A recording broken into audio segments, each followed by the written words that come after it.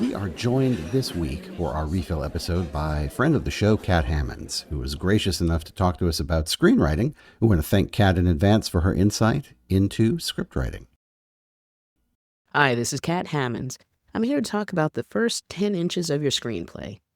And that's right, not the first 10 pages, the first 10 inches. Because in the world of screenwriting, you have about 30 seconds before a reader decides if they're going to finish their coffee or finish your script. The opening scene isn't just an introduction, it's a contract. Now, of course, the difference between a novel and a screenplay is, in a book, you can start with the vibe. You can spend 3 pages describing the way the mist clings to the moor or the internal monologue of a protagonist wondering if they left the stove on. The reader's there for the long haul. They'll give you a chapter or 2 to get things moving. The reality of a screenplay is we don't have internal monologues unless we're using voiceover, and proceed with caution if you're doing that. What we have is action and we have image. In a novel, you can tell us how a character feels. In a screenplay, you show us the character smashing a vase because they're too angry to speak. The opening of a script is a sprint, whereas a novel can afford to be a stroll. Now, there are 3 jobs that an opening scene should do. First thing is they need to establish the tone. If your movie, say, is a dark comedy, I should be laughing and a little uncomfortable by page 2. If it's a thriller, I need to feel the stakes and the rules of your world immediately. The second thing that an opening scene needs to do is it needs to establish the normal world. Show us what your protagonist's life looked like before the inciting incident blows everything up. But, and this is really important, make that normal world interesting. Number 3, the visual hook. Give us an image we can't look away from. So let's think of Jaws, for example. We don't start that movie with a lecture on beach safety. What we start that movie with is a girl swimming in the dark and an invisible monster pulling her under. Now that's a visual promise of what's to come. One of the big differences, I guess, between a screenplay and a novel is, to a certain degree, you could say a novel is an investigation and or an exploration. An investigation of a life, an exploration of a feeling, of characters, of relationships. The way I think of a screenplay, by contrast, is as a 120-page description of a visual image. A 120-page description that is going to be interpreted by dozens, if not hundreds, if not thousands, I'm talking to you, Marvel movies, of creators and artists who all want to bring this image that is being described by the screenplay to life. So I wanted to give you a direct example.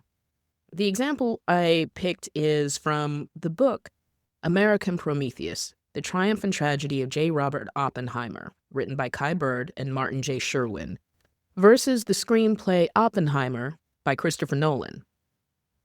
Here are a few sentences from the opening of the book, from the preface. Robert Oppenheimer's life, his career, his reputation, even his sense of self-worth, suddenly spun out of control 4 days before Christmas in 1953. "I can't believe what is happening to me," he exclaimed, staring through the window of the car speeding him to his lawyer's Georgetown home in Washington, D.C. There, within a few hours, he had to confront a fateful decision. Should he resign from his government advisory positions, or should he fight the charges contained in the letter that Lewis Strauss, chairman of the Atomic Energy Commission, AEC, had handed to him out of the blue earlier that afternoon? The letter informed him that a new review of his background and policy recommendations had resulted in his being declared a security risk. Now, let's hear the opening of Christopher Nolan's screenplay, Oppenheimer. A vast sphere of fire, the fire of 1,000 suns, slowly eats the nighttime desert. A line of black type appears. Prometheus stole fire from the gods and gave it to man, and the sound of dozens of feet stamping rhythmically. Another line of black type. For this, he was chained to a rock and tortured for eternity. Roiling plasma expands, the sound of stamping feet grows oppressive, the stamping faster and faster over a face. Gaunt, tense, eyes tightly shut. The face shudders, the sound ceases, as my eyes open, staring into the camera. Peer into my soul. J. Robert Oppenheimer, age 50, close-cropped graying hair. The gentle sounds of bureaucracy. Supertitle 1. Fission.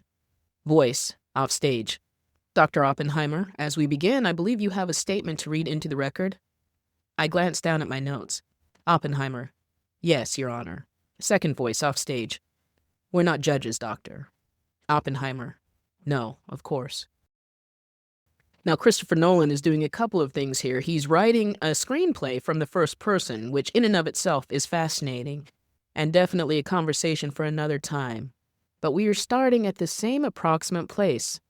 A man who is bewildered by where he finds himself at this point in his life, and yet one is a car racing through Washington, D.C., and the other is in an almost mystical, spiritual place that is then contrasted with the mundanity of bureaucracy. Brilliant image. We'll see you next week. Start writing.